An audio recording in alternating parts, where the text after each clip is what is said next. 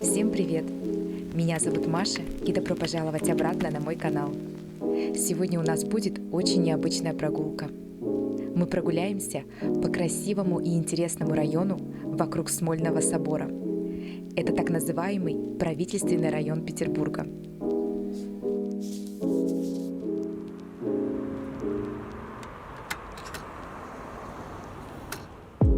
К Смольному ведет улица Шпалерная.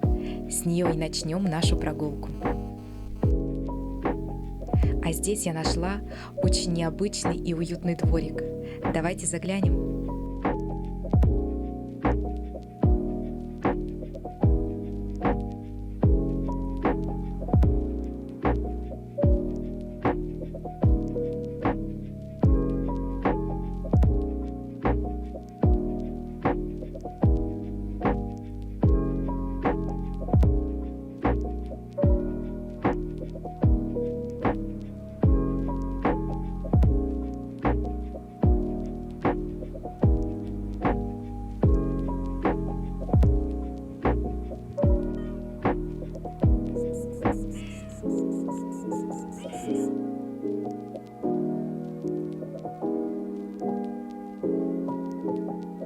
Несмотря на самый центр города, эта улица тихая и немноголюдная.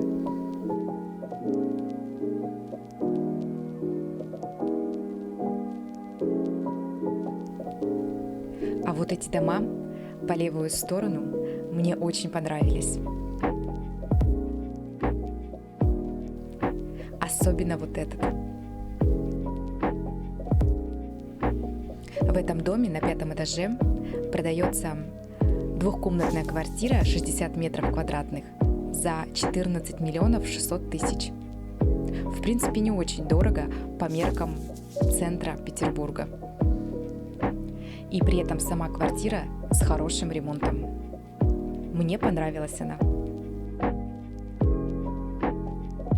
А вот это серое здание – это гимназия Альма-Матер. Одна из старейших частных школ Петербурга с углубленным изучением иностранных языков. Стоимость обучения примерно 860 тысяч в год.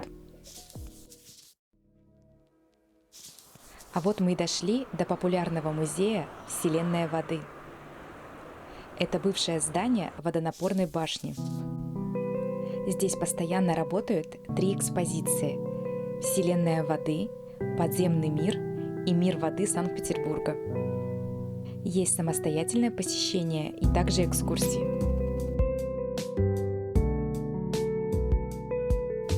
А на территории находится небольшой сквер с фонтаном.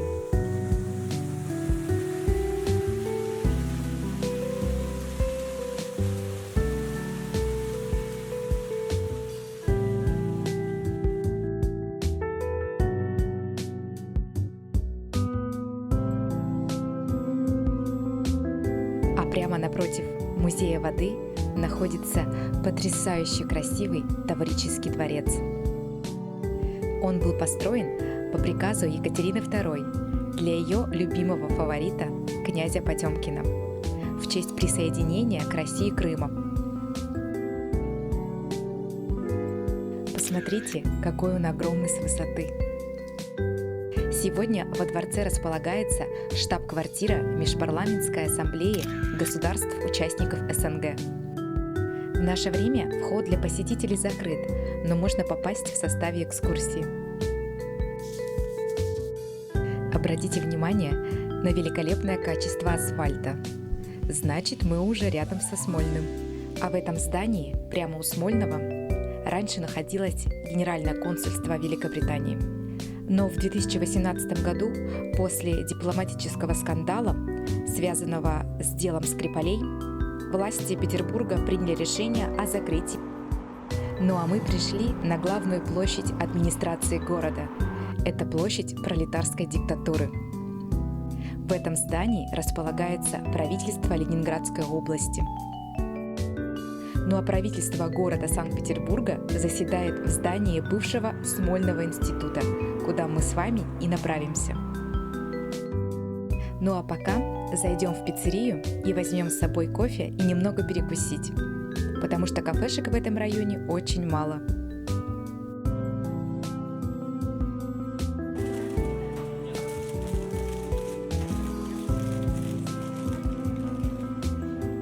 Прямо рядом с пиццерией есть маленькая улочка Одесская, где под открытым небом находится музей фонарей.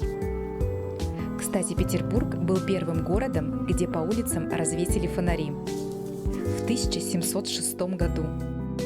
Чтобы зажигать их каждый день, понадобились специальные люди. Так и появилась должность фонарщика. Зажечь фонари утром и вечером погасить. Через такие парадные ворота мы попадаем на территорию Смольного института, где располагается правительство города. Перед нами сад-партер Смольного собора.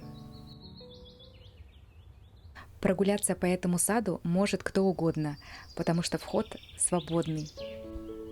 Сад очень красивый и ухоженный. Везде стоят лавочки, 4 фонтана на территории.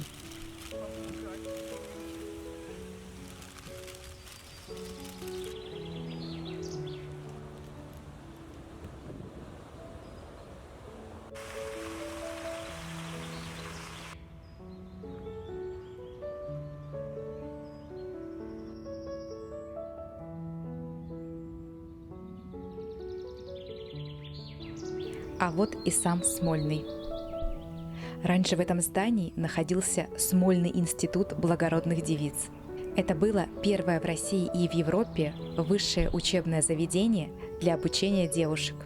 Екатерина II подписала указ, который гласил: «Общество было создано для того, чтобы дать государству образованных женщин, хороших матерей, полезных членов общества и семьи».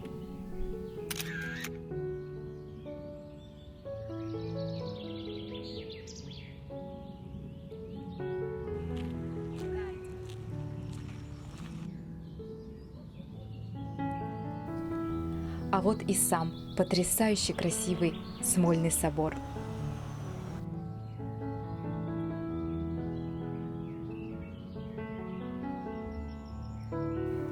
Вокруг Смольного собора раньше располагался женский монастырь. Он был построен для императрицы Елизаветы Петровны, которая хотела остаток своих дней провести в стенах монастыря. Архитектор этого великолепия Растрелли.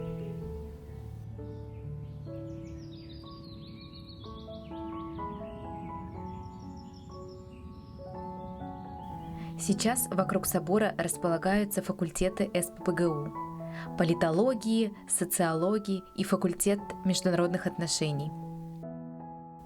Можно немного позавидовать студентам, учеба которых проходит в таком красивом месте.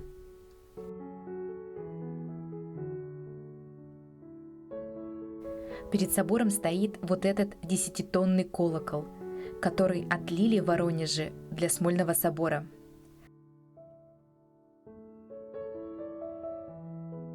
Здесь можно подняться на смотровую площадку на звоннице, что мы и сделали.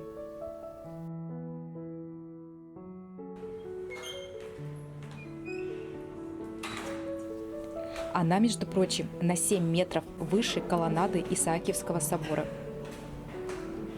Ну что, нам предстоит преодолеть 278 ступеней.